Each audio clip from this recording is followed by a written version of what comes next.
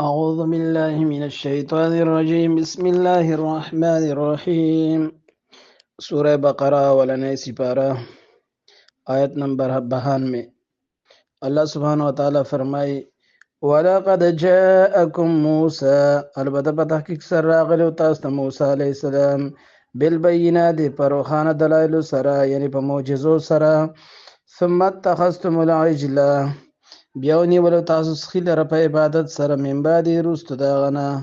وانتم ظالمون او ای تاسو زیاتي کوونکي ظالمان واذ اخذنا یاد کې هغه وخت چې موږ واغستله میثاقکم واده ستاسو نه مضبوطه ورفعنا موږ اوچت کړلو فوقکم الطور ستاسو دپاره کوهې طور غر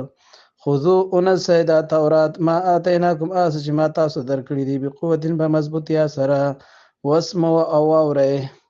قالو د بني اسرائیل وې سمعنا مونږ واورېدلو وعصینا او مونږ نافرماني مو کړه یعنې درړنه یې چې دې خبرو نه منله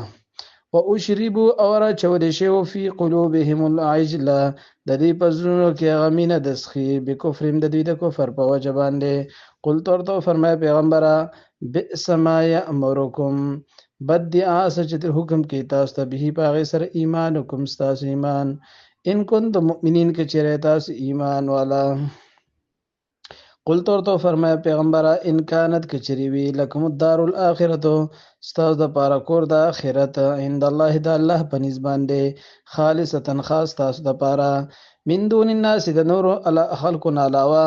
نو فتمنوا الموت پس تاسو تمنا وکړئ ارزو کې د مرګ ان کنتم صادقین که چیرې تاسو رښتینې پر خپله دعوه کې ولن يتمناه او هرگز دی به تمنا ونکي ابدا همیشه لپاره بما قدمت ایدیهم په سبب د اعمالو چې دوی په خپلو لاسو مخکې لري دي والله الله علیم پوه دی بالظالمین په ظالمانو باندې ولا تجدنهم خامخا تاسو به مومئ دوی لره یعنې د یهودیانو لره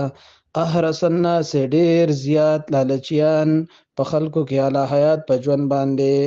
یعنی ډیر د عمر چې دی شوق بساتي ومن الذين اشركوا دا کسان چې شرک کړي دي دا غوینه هم زیات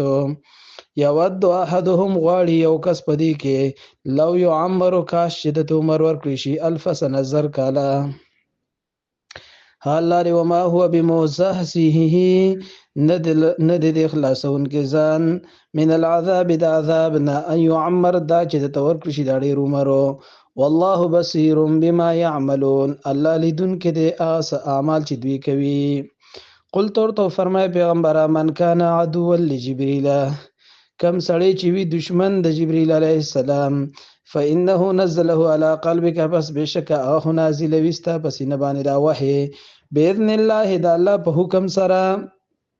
مصدقا لما بين يديه دا قرآن خو تصدیق کی د هغه کتابونه چې دین وړاندې تیر شوي دي وهدن او پدې کې هدایت ته راهنمایي ده او بشرا او زیر دي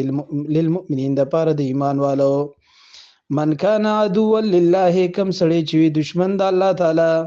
و ملائکته او دغه د فرشتو او رسوله او دغه د رسولانو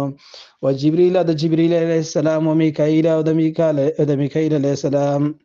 ومیکال او د میکائیل علیه السلام نو فإن الله پس بشک الله تعالی عدو للکافرین دشمن دی د کافرانو